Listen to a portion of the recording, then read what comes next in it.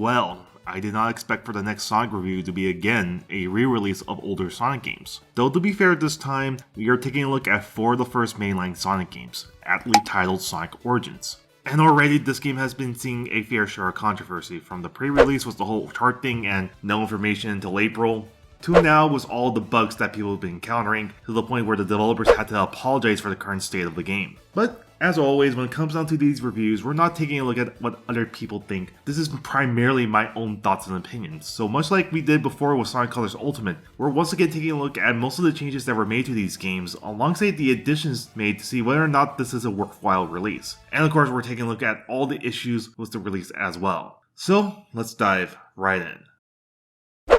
As mentioned before, this collection contains 4 of the first mainline Sonic games, being Sonic 1, Sonic CD, Sonic 2, and Sonic 3 and Knuckles. The latter mentioned being the first time re-released since 2011. All 4 games now run with the retro engine given enhancements and some extras like mission mode, art collectibles, and animated cutscenes. Pretty much Sega going out their way to spruce up these games. Beginning general, across the board all 4 games are given an anniversary mode, and unlike Sonic going on the GBA, major changes are made to these games. Across the board, each game now has a drop dash, though it's technically a reworked spin dash this time around, but still, it's great they're adding in moves from later Sonic games, particularly Sonic Mania. Plus, all 4 anniversary games are now presented in a 16:9 presentation, and it's great to see these games now fill out the screen. And like Sonic Colors Ultimate, to make these games more accessible, lives and continues are now removed and replaced with coins. Coins are essentially used to unlock things in the museum, which we'll talk about later, and if you mess up in a special stage, you can use a coin to retry the special stage. To which I think is fine, as long as there are options to play the games how they were before, to which you can.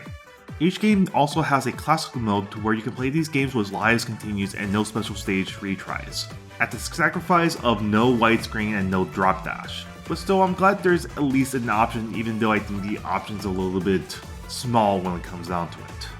And of course, across the board, each game now has brand new animated cutscenes, of course directed by Tyson Hess. All to say is that these look great. They're well animated, and it's nice to have a little bit of in-betweens when it comes down to certain things that happen in the game. Finally, which applies also to Classic Mode, if you hit a checkpoint but you want to take a break, returning to the game places you exactly where the checkpoint was, which is highly convenient. Overall, I think Anniversary Mode does a good job at adding new features that Sonic fans will greatly appreciate, while at the same time, if you don't like the changes made, you can always play these games in Classic Mode. Even though the fact that Sonic 1 technically still has the spin dash in Classic Mode, but it's whatever. Moving on, all games now have a boss rush mode, where you essentially face each boss one by one, and at the end you're rewarded with more coins. And I think it's great, a worthwhile feature, but with one caveat. I find it weird that there's points in this mode where you're given no rings, where there's other bosses where they do give you rings. For example, the first boss in Sonic 1, no rings, but the final boss, hey, we'll give you some rings. Overall though, I still think it's a fine addition. Moving on, we also have Mirror Mode, where you essentially play through the mainline games in reverse, with all the Anniversary Mode features. It's nice, somewhat not tell what the level design is like because of the fact everything's now flipped, but I haven't really spent much time in this mode in particular. And there's also Mission Mode, where you essentially do a certain task and you're ranked in each mission, which of course your reward is more coins. It can range from reaching to the end of the goal, beating a bunch of enemies, collecting rings, or reaching the end without hitting enemies. And it can get tough at times. It's kind of crazy that there are some missions that are really hard that I literally had to restart just so I could try to reach that S rank. And even then, even with all of them beat, I still haven't gotten some S ranks on some of these missions. In regards to brand new additions, I would say Mission Mode is the best addition so far. And there's also Story Mode, where you essentially play through the mainline classic games in canonical order from 1, CD, 2, and 3 and Knuckles, to which is just another nice way of playing these games.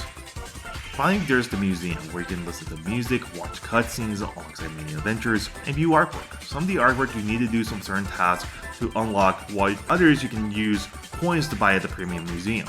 It's a nice feature, but my only critique would be the lack of music in the background when browsing the museum. It's pure science like an actual museum.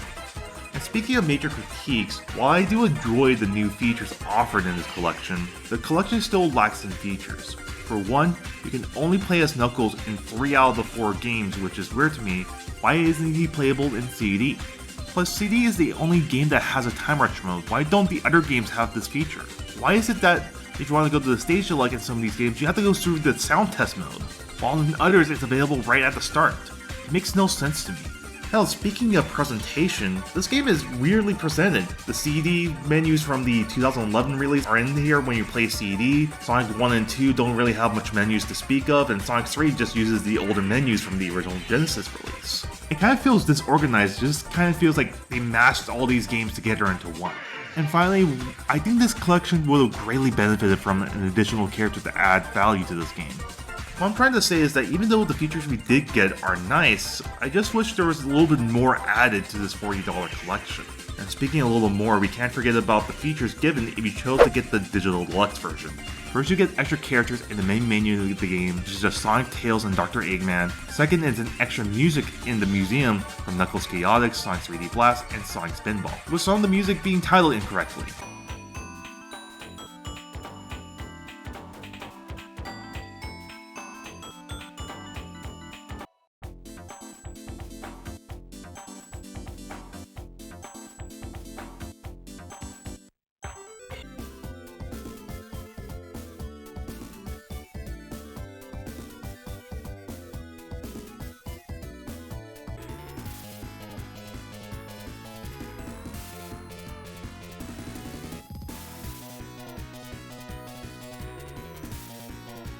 Finally, harder missions are added into mission mode, which are actually pretty hard.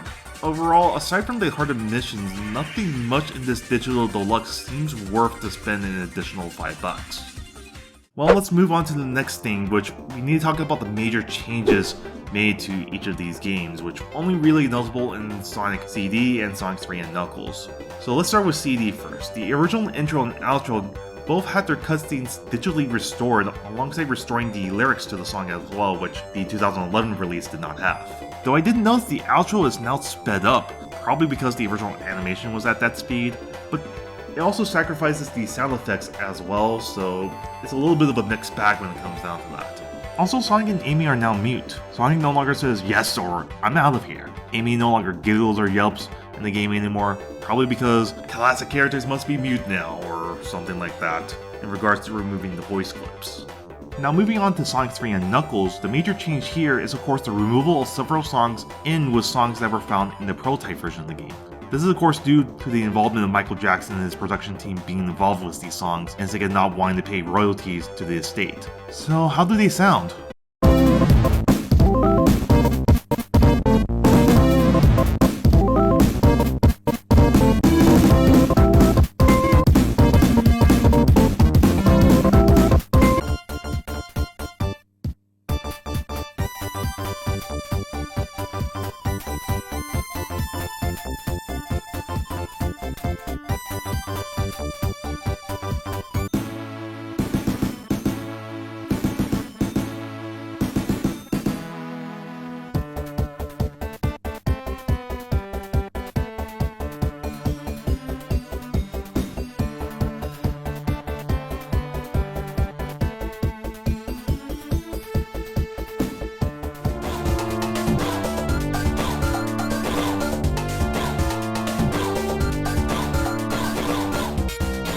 Yeah, they're not good, at least the versions made here, and hey, you can at least mod in the music if you have the PC version of Sonic Origins, which we'll talk more about that later.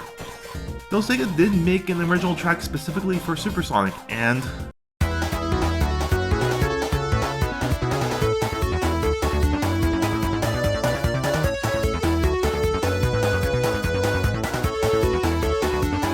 it's like someone put their ass onto a keyboard and thought that would be a great way to remix the song itself. Yeah, that from my old Sonic Colors Ultimate review.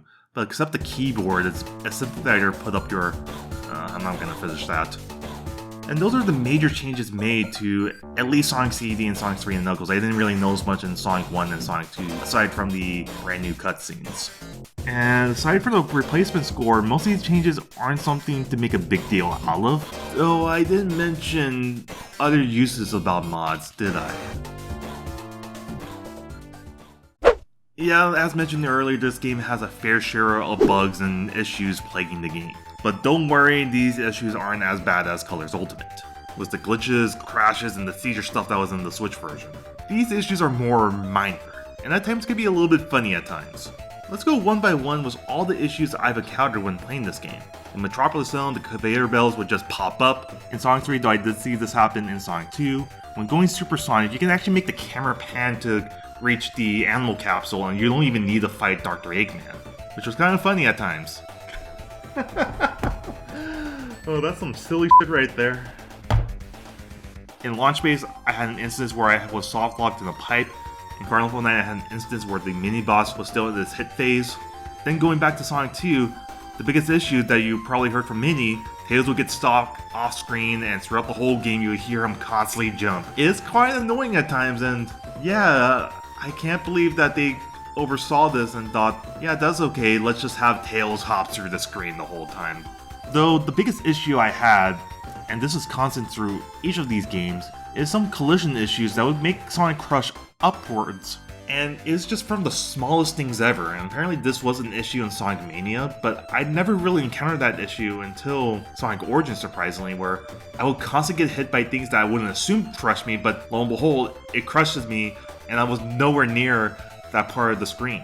And it was just constant, and it was so damn annoying that I would just constantly be killed by these instances here. And once again, because of the fact that Sega has no plans to go out and patch Sonic Origins at this current moment in time, or announce any patches, the only way you're going to get a better experience with Sonic Origins is going through fan-made mods that can essentially fix the game at this current moment in time. And seeing how Sonic Origins is new and the mining scene is still new, every issue won't be solved by a mod just yet. But this is the issue right here, isn't it? Sega releases a game when it comes down to Sonic and it's a broken mess essentially, or it has a lot of bugs. And essentially the modders have to come in and clean up the messes of Sega. Why is it now that mods are now a necessity to go out and have a better experience with the game, when mods should be complementing the experience, or giving a different experience overall? And I understand when it comes down to other companies, they do go out and make a buggy release and mods come out and fix those, but it seems to be more of a constant with Sonic. Sonic games are essentially on the same level with Bethesda games where we need particular mods to essentially make a better experience. It really makes no sense to me that we essentially continue to rely on mods, and when the mining scene goes away, and the next Sonic game still ends up being buggy, yeah, we're f***ed right there, aren't we? Regardless of the issues I have with Sonic Origins with the content and the unpolished nature of the game, I still think Sonic Origins is a fine release. If you just want a convenient way of playing the first 4 mainline Sonic games, then yeah, Origins does just that. I can at least give a recommend, unlike Sonic Colors Ultimate, where I couldn't even recommend that release. Though at the same time, I would be lying if I said that this is the best way of playing these 4 mainline Sonic games, especially when on PC we have fan-made options for these Sonic games. Sonic 1 Absolute, Sonic 2 Forever, and Sonic 3 Air. And if you own the 2011 release of Sonic CD, you can get the mod called Sonic CD Restored that can bring in more content to that game. Origins for the content it offers does not compare to these fan-made options. It's come to a point where even though Origins offers a good amount of content and it's still a fine release, it doesn't compare to what fans have made for essentially free. But those are my thoughts. How about you guys? What do you guys think about Sonic Origins in the comments down below? Plus, don't forget to leave this video a like and subscribe as well. Thank you guys so much for watching, and I hope to see you guys on the next one. Take care.